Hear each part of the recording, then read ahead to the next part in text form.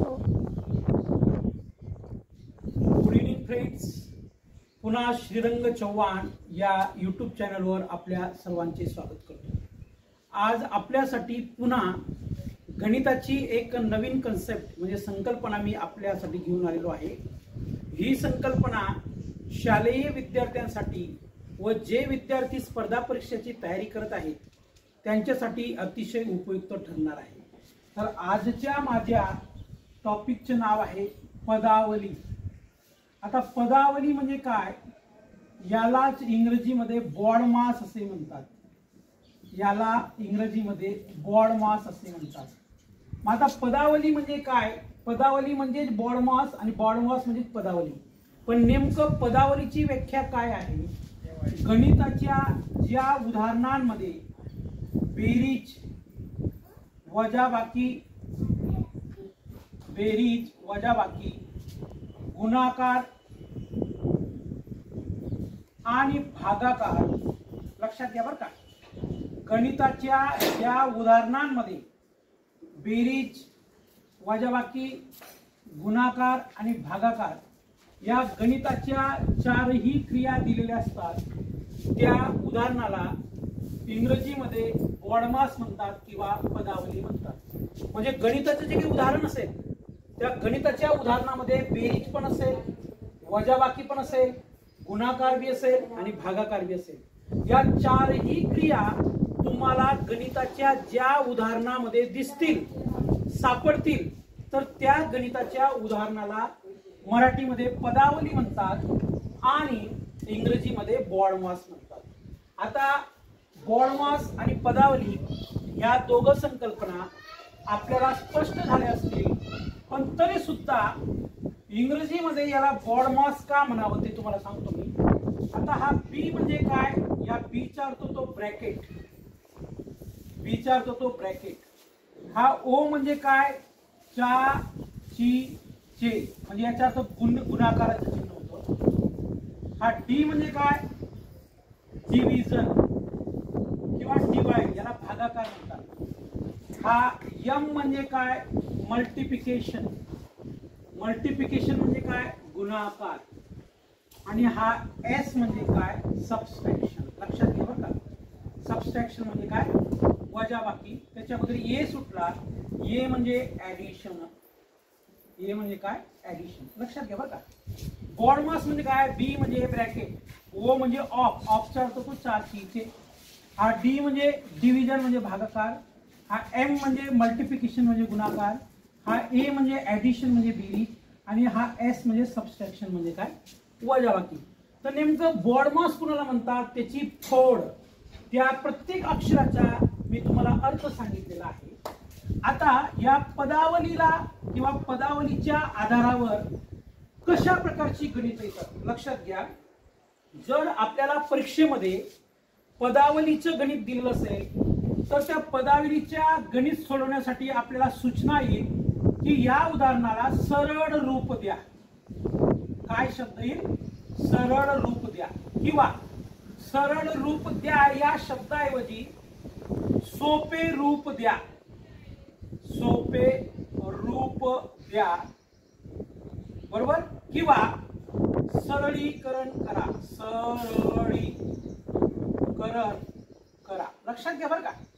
म्हणजे पदावलीच्या आधारावर गणितामध्ये जे काही उदाहरणं आपल्याला दिली असतील तर ते उदाहरण सोडवण्यासाठी त्या उदाहरणाला सरळ रूप द्या असा शब्द येईल, किंवा सोपे रूप द्या असा शब्द येईल, किंवा सरळीकरण करा असा शब्द येईल। मग या तिघांपैकी कोणताही शब्द आला तर आपल्याला घाबरून जाण्याची गरज नाही, आपल्याला गोंधळून जाण्याची गरज नाही, राईट। तर आता पदावलीच्या बाबतीत अजून काही संकल्पना आपल्याला मला स्पष्ट करून द्यायची आहे, म्हणजे जेणेकरून या प्रकारची गणिते किंवा पदावली सोडवित असताना आपल्याला कोणत्याही प्रकारची अडचण येऊ नये, हा त्यामागचा उद्देश आहे। या मी तुम्हाला सांगितलं की बॉडमास, लक्षात घ्या बरं का, बॉडमास। आता बी चा अर्थ सांगितलेला आहे, ओ चा सांगितला, डी चा सांगितला, एम चा सांगितला, ए चा अर्थ सांगितला आणि एस चा अर्थ सांगितला। या बॉडमासला मराठीमध्ये कंचे भागू बेव म्हणतात. कंचे भागू बेव लक्षात घ्या. या बॉडमासचं ट्रान्सलेशन म्हणजे या बॉडमासचं भाषांतर कंचे भागू बेव होतं. मग आता क म्हणजे काय लक्षात घ्या. हा क म्हणजे काय कौस. मग कौसाचे प्रकार किती असतात ते तुम्हाला नंतर सांगणार आहे. हा क म्हणजे कौस. हा चे म्हणजे काय. हा चे म्हणजे गुणाकार लक्षात घ्या बरं का. त्याच्यानंतर हा भा म्हणजे काय. हा भा म्हणजे भागाकार. हा भा म्हणजे काय भागाकार. हा गु म्हणजे काय गुणाकार. गु म्हणजे काय गुणाकार लक्षात घ्या बरं का. आणि त्याच्यानंतर हा बे म्हणजे काय. बे म्हणजे बेरीज राईट. आणि हा शेवटचा व म्हणजे काय व म्हणजे वजाबाकी. म्हणजे सांगण्याचा अर्थ असा आहे की पदावलीच्या संदर्भात आपल्याला जे काही उदाहरण दिलं असेल आणि ते उदाहरण जर आपल्याला सोडवायचं असेल त्या उदाहरणाला सोपे रूप द्यायचे असेल तर ते सोपे रूप देण्यासाठी अगोदर उदाहरणामध्ये जर कौस दिला असेल कौस तर कौस सोडवावा. गुणाकार दिला असेल तर कौसानंतर गुणाकार सोडवावा. त्याच्यानंतर भागाकार सोडवावा. त्याच्यानंतर गुणाकार सोडवावा. त्याच्यानंतर बेरीज करावी आणि शेवटची क्रिया ही वजाबाकीची करावी. आता क म्हणजे कौस. मग कौस हा साधा पण असू शकतो बघा. हा साधा कौस. याला साधा कौस ना कौसाचे प्रकार आहेत. क म्हणजे काय साधा कौस. तर याला साधा कौस म्हणतात. समजा याच्यानंतर महिरपी कौस. याला महिरपी कौस म्हणतात. संख्याच्या वरती फक्त अशी रेष दिलेली असेल तर याला रेघी कौस असे म्हणतात. आणि हा जो एक कौस असतो हा चौकट कौस असतो. म्हणजे अशा 4 प्रकारच्या कौसामध्ये पदावलीमध्ये आपल्याला संख्या दिलेली असेल. एक तर साध्या कौसामध्ये दिली असेल, एक तर महिरपी कौस मध्ये दिली असेल, एक तर रेघी कौस मध्ये दिलेली असेल, एक तर चौकट कौस मध्ये दिलेली असेल राईट. आणि त्याच्यानंतर मग चे म्हणजे काय. चेचा अर्थ काय होतो किंवा चेच्या जागेवर जर चा ची आणि चे या तिघांपैकी कोणतंही अक्षर आलं तर त्याचा अर्थ गुणाकार होतो. मग कौस सोडवल्यानंतर काय करायचा. पहिले भागाकार करायचा, त्याच्यानंतर गुणाकार करायचा, त्याच्यानंतर बेरीज करायची आणि त्याच्यानंतर वजाबाकी करायची. बरोबर फाईन ना. फाईन हा. तर अशा पद्धतीने पदावलीचे उदाहरण आपल्याला सोडवायचं आहे. तर बघा अजून समजा या पदावलीच्या संदर्भात एखादी संख्या लक्षात घ्या बरं का. या पदावलीच्या संदर्भात एखादी संख्या कौसामध्ये दिलेली असेल समजा म्हणजे अशी की 9 अधिक 5 समजा 9 अधिक 5 आणि इथं 7 दिलेला आहे. लक्षात घ्या बरं का. 7 पुन्हा लक्ष द्या. 7 कौसात 9 अधिक 5 असं जर दिलं असेल. आता या 7 आणि कौस याच्यामध्ये कोणतं चिन्ह आहे का नाही. बेरजेचं चिन्ह नाही, वजाबाकीचं चिन्ह नाही, गुणाकाराचं चिन्ह नाही, भागाकाराचं चिन्ह नाही, कशाचं चिन्ह नाही. तर जेव्हा एखादी संख्या दिलेली असेल आणि या कौसामध्ये काही संख्या दिलेली असतील तर याचा अर्थ गुणाकार समजावा. म्हणजे याच्यामध्ये गुणाकाराचं चिन्ह द्यावं. म्हणजे कसं बघा 7 गुणिला 9 अधिक 5 किती 14. लक्षात घ्या. इथं काही चिन्ह होतं का नाही. पण चिन्ह जर नसेल तर गुणाकाराचे चिन्ह देतात. कशाचं चिन्ह देतात गुणाकाराचे चिन्ह देतात. मग 7 गुणिला 9 अधिक 5 किती 14. मग 7 गुणिला 14 मग 14 साठी किती झाले बरं 7 चोक 28. हातचे 2 7 1 7 7 आणि 2 9 म्हणजे 14 चोक आपला 14 साठी किती होतात किंवा 14 साठी किती होतात 98. किती होतात 98 होतात. कळतंय. म्हणजे या कौस आणि या संख्येमध्ये काही चिन्ह आहे का नाही. जेव्हा चिन्ह नसतं तेव्हा त्या ठिकाणी गुणाकाराचं चिन्ह द्यावं. आता पदावलीच्या संदर्भात उदाहरणे कशी दिलेली असतात बघा लक्षात घ्या. आता आपल्याला एक एक उदाहरण तुम्हाला सोडून दाखवतो बरं का. कन्फ्यूज होऊ नका. व्हिडिओ पॉज करून बघा. तर आता मी आपल्याला उदाहरण देतोय बरं का. उदाहरण देतोय मी तुम्हाला. तर ते उदाहरण तुम्हाला सोडून दाखवतो लक्षात घ्या. पहिलं उदाहरण आहे 72 भागीला 6 अधिक 2 गुणिला 2. लक्षात घ्या बघा. 72 भागीला 6 अधिक 2 गुणिला 2. मग आता या उदाहरणामध्ये भागाकार दिलेला आहे, बेरीज दिलेली आहे आणि गुणाकार दिलेला आहे. मग सर्वात पहिले हे उदाहरण सोडवत असताना आपण काय करणार आहे, या उदाहरणामध्ये जर कौस दिलेला असता तर आपण कौस सोडवला असता, पण या उदाहरणामध्ये कौस दिलेला नाही. तर पहिली क्रिया कोणती दिलेली आहे आपल्या नियमानुसार, भागाकाराची. म्हणजे आपण भागाकार करतो बघा, लक्षात घ्या बरं का. पहिले भागाकार सोडवतो, त्याच्यानंतर गुणाकार सोडवतो, त्याच्यानंतर बेरीज करतो आणि शेवटी वजाबाकी करतो. पहिले भागाकार करतो, लक्षात घ्या, त्याच्यानंतर गुणाकार करतो, त्याच्यानंतर बेरीज करतो आणि त्याच्यानंतर काय करतो, वजाबाकी. मग त्या पद्धतीने आपण हे उदाहरण सोडवणार आहे. नियमामध्ये मी तुम्हाला सर्व काही सांगितलेलं आहे, लक्षात घ्या. मग 72 भागीला 6 अधिक 2 गुणिला 2, बरोबर. मग कसं सोडवायचं बघा. तर पहिले अगोदर आपण काय करू, भागाकार करू बघा. 6 एक 6, बरोबर. मग 6 एक 6, याच्यातून 1 उरला म्हणजे संख्या काय झाली 12. 6 दून 12, मग इथं 12 आला.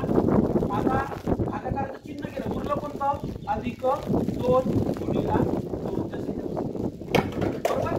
मग आता भागाकारानंतर आपण कोणती क्रिया करतो, गुणाकाराची. आपण काय करणार, 12 जशाच्या तसा लिहिणार, अधिक 2 गुणिला 2 4, बरोबर. पुन्हा आता उरली कोणती क्रिया शेवटची, बेरजेची. मग 12 आणि 4 किती झाले 16, लक्षात घ्या. म्हणजे ह्या प्रश्नाचे उत्तर काय येणार आहे, 16 येणार आहे. काय येणार आहे, 16, बरोबर.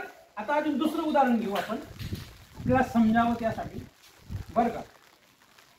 50, हे दुसरं उदाहरण आहे. 50 गुणिला 5 भागीला 2 अधिक 24, बरोबर. मग आता आपण अगोदर भागाकाराची क्रिया करतो. मग 2 ने 5 ला भाग जातो का, जातो, पण उत्तर अपूर्णांक संख्यामध्ये येईल. कशामध्ये येईल, अपूर्णांक संख्यामध्ये, बरोबर आहे का. त्यासाठी आपण अगोदर काय करू, गुणाकाराची क्रिया करू, राईट. मग 50 वाचे किती 250, म्हणजे 2050 भागीला किती 2 अधिक 24, येते ना लक्षात. मग आता बघा, या पहिले याच्यामध्ये बेरजेची क्रिया न करता आपण कशाची क्रिया करणार आहे, भागाकाराची. मग 2 ने भाग देऊ, बे का बे, बे दून 4, 1 उरला, बे पंचे 10, बरोबर, अधिक 24. मग आता यांची बेरीज करायची. 4 आणि 5 किती झाले 9, 2 आणि 9 किती झाले 4 आणि 1, म्हणजे ह्या प्रश्नाचे उत्तर काय येणार आहे 149. आणि पहिल्या उदाहरणाचे उत्तर काय आलेलं तर 16. बघा, अजून याच्यावर काही उदाहरणं सांगतो मी तुम्हाला, म्हणजे तुमच्यासाठी सोपं जाईल. कोणत्याही प्रकारचं कन्फ्युजन होऊ देऊ नका. आपल्याला अतिशय सोप्या पद्धतीने मी समजून सांगतोय, बरं का. लक्षात घ्या. अजून एक उदाहरण घेऊ. 600 भागीला नाही, 600 अधिक 80 भागीला 2 वजा 10 गुणिला 8, बरोबर आहे की नाही. आता याच्यामध्ये पहिली क्रिया कोणती करणार बघा, बेरीज पण दिलेली आहे, भागाकार पण दिलेला आहे, वजाबाकी पण दिलेली आहे आणि गुणाकार पण दिलेला आहे. म्हणजे गणिताच्या 4 ही क्रिया आहेत या उदाहरणामध्ये. पण अगोदर आपण काय भागाकाराची क्रिया सोडवणार. मग त्यासाठी काय करणार बघा, 600 दशाच्या तसा घ्या, अधिकचं चिन्ह म्हणून अधिकचं चिन्ह द्या. मग या 2 ने 80 ला भाग जातो का बघू, 2 चोक 8 आणि 0, बरोबर. 2 चोक 8 आणि 0 दशाच्या तसा. मग भागाकाराची क्रिया आपण सोडवली, त्याच्यानंतर कशाची चिन्ह आहे, वजा 10 गुणिला 8, बरोबर. मग आता भागाकाराची क्रिया केल्यानंतर आपण कोणतं उदाहरण, कोणती क्रिया सोडवतो, गुणाकाराची. म्हणून 600 अधिक 40 वजा 10 गुणिला 8 80, बरोबर आहे ना. मग आता या दोघांपैकी बेरजेची क्रिया अगोदर सोडवणार का वजाबाकीची, बेरजेची. मग 600 आणि 40 किती झाले, 640 वजा 80. मग आता 640 मधून 80 गेले, किती उरले बरं, 40 आणि ते 40 म्हणजे 560. म्हणजे ह्या प्रश्नाचे उत्तर काय होतं 560. अशा पद्धतीने पदावलीचं उदाहरण आपण सोडवू शकतो. अजून दुसरं उदाहरण घेऊ आपण, म्हणजे जेणेकरून आपल्या सगळ्या संकल्पना या स्पष्ट होतील आणि आपल्याला कोणतेही प्रकारची अडचण येणार नाही, बरोबर. आता बघा, अजून एक उदाहरण घेऊ आपण. आता इकडे बघा, 6/6 अधिक 6 लक्षात घ्या बरं का, गुणिला 6 आणि वजा 6. आता याच्यामध्ये भागाकार पण दिलेला आहे, गुणाकार पण दिलेला आहे, बेरीज पण दिलेली आहे आणि वजाबाकी पण दिलेली आहे. तर आपण सर्वात पहिले कोणती क्रिया सोडवणार? भागाकाराची क्रिया सोडवणार. मग 6/6 6 1 6, त्याच्यानंतर जशाच्या तसं लिहा अधिक 6 गुणिला 6 वजा 6. बरोबर. आता यांच्यापैकी पहिले कोणती क्रिया करणार? गुणाकाराची. म्हणून 1 अधिक 6 36 वजा 6. मग आता पहिले बेरजेची क्रिया करणार का वजाबाकीची? बेरजेची. 36 आणि 1 किती झाले? 37. किती झाले? 37 वजा 6 म्हणजे किती? 31. तर 31 या प्रश्नाचे उत्तर आहे. म्हणजे पदावली अशा पद्धतीने सोडू शकतात बरं का. तर आपल्याला समजलं पाहिजे की आपल्याला पहिली क्रिया कोणती करायची. पुन्हा सांगतो, कौस दिला असेल तर अगोदर कौस सोडवायचा, कौस दिला नसेल तर भागाकार करायचा, भागाकारानंतर कशाची क्रिया करायची? गुणाकाराची करायची, गुणाकाराची नंतर बेरीजची करायची आणि बेरीजची नंतर वजाबाकीची करायची. तर बघा, एक आपण ब्रॅकेटचे उदाहरण घेऊ, कौसाचे घेऊ. बघा, 13 गुणिला 5 अधिक 27 भागिला 9 वजा 2 कौस वजा 2 त्याच्यानंतर कौस पूर्ण भागिला 11. लक्षात घ्या बरं का. आता काही संख्या काय दिलेल्या आहेत? कौसामध्ये दिलेल्या आहेत आणि एक संख्या कौसाच्या बाहेर दिलेली आहे. मग कौसाच्या बाहेर जी संख्या दिलेली आहे तिचा विचार आपण नंतर करणार. पहिले कौसातले जेवढ्या काही संख्या दिलेली आहेत त्या संख्या आपण आपल्या पदावलीच्या नियमानुसार सोडू. बघा, 13 गुणिला 5 जशाच्या तसं लिहा. बरोबर. 5 नंतर अधिकचे चिन्ह म्हणून अधिक द्या. आता 27 ला 9 ने भाग जातो का? जातो ना. 9 त्रिक 27 वजा 2 कौस पूर्ण. लक्षात घ्या बरं का. पुन्हा आता यांच्यामध्ये कोणती क्रिया करणार? पहिले गुणाकाराची. 13 5 65. लक्षात घ्या बरं का. 13 5 65 अधिक 3 वजा 2 कौस पूर्ण. तिथं भागीला 11 लिहायला विसरला. 11 याच्यानंतर विचार करणार आपण. मग आता या दोघांपैकी क्रिया कोणती करणार? 65 अधिक 3 किती झाले? 68 वजा 68 वजा 2 कौस पूर्ण भागीला 11. आता मला सांगा, 68 मधून 2 गेले किती उरले हो? 68 मधून 2 गेले किती उरले? 66. मग 66 भागिले 11 आणि नंतर पुन्हा भागाकाराची. या 11 66 म्हणजे पदावलीचं आपण संपूर्ण उदाहरण सोडवलेलं आहे. कळतंय का तुम्हाला? मग तुम्ही म्हणणार सर भागाकार तर सुरुवातीला करतात, पण हा भागाकार कौसाच्या बाहेर दिलेला होता त्यामुळे त्याचा भागाकार आपण इथं केला. तर आपलं उत्तर काय आहे? 6. काय आहे? 6. बरोबर. मग ब्रॅकेटचं पण उदाहरण कसं सोडवतात ते आपण घेतलेलं आहे. कळलं का? कळलं आहे ना. आता अजून एक उदाहरण घेऊ वेगळं बरं का, म्हणजे जेणेकरून आपल्याला अडचण येणार नाही आणि समजायला काय होणार आहे? आपल्याला सोपं जाणार आहे बरं का. अजून एक घेऊ आपण. हे बघा, 3/4 लक्षात घ्या वजा 5/7 गुणिला 1/3 बरोबर किती? राईट. बरोबर किती? मग आता बघा, हे उदाहरण जसेच्या तसं लिहायचं. 3/4 वजा, आता अगोदर काय करायचं? गुणाकार करायचा. काय करायचा? गुणाकार. तर 5 त्रिक 5 1 5 वरचा गुणाकार वरती, खालचा गुणाकार खाली. 5 1 5 आणि 7 त्रिक 21. बरोबर. मग आता या दोघांचा छेद सारखा यावा त्यासाठी आपल्याला काय करावं लागेल? तिरकस गुणाकार करावा लागेल. मग तिरकस गुणाकार करण्यासाठी काय करावं? बघा, 3 5 तिरकस गुणाकार. 3 गुणिला 21 वजाचे चिन्ह म्हणून वजा 4 गुणिला 5 आणि 21 चोक किती होता? तो 21 चोक किती होता? 84. 4 1 4 4 जुना 8. बरोबर. मग आता 21 त्रिक किती? 3 1 3 3 जुना 6 म्हणजे 63 का? बरोबर. वजा 20 भागीला 24. मग 63 मधून 20 गेले किती? 43. याचे उत्तर काय? 43. कसं केलं मी बघा, लक्षात घ्या. 3/4 जशाच्या तसा लिहिला, वजाचं चिन्ह दिलं. मग अगोदर गुणाकाराची क्रिया करतात ना. इथं काही भागाकार दिलेला नाहीये म्हणून आपण गुणाकार सोडवणार. म्हणून मी वरच्या संख्येचा गुणाकार वरती लिहिला, खालच्या संख्येचा गुणाकार खाली लिहिला. पुन्हा मग आता यांचा छेद सारखा व्हावा म्हणजे 84 किंवा कोणती संख्या असेल छेद सारखा व्हावा म्हणून 3 ने काय केलं मी 21 ला गुणलं, पुन्हा वजाचं चिन्ह दिलं, 4 ला 20 ने गुणलं, मग 21 त्रिक किती 63 बरोबर, वजा 4 पंचे 20 पुन्हा 84 लिहिला, मग 63 मधून 20 वजा केल्यानंतर किती उरला 43. तर अशा पद्धतीने आपण पदावलीवर आधारित कोणतंही उदाहरण सोडवू शकतो आणि शिकवू शकतो. तर आपल्याला हा व्हिडिओ कसा वाटला लाईक करा, शेअर करा आणि सबस्क्राईब करा. Thank you very much.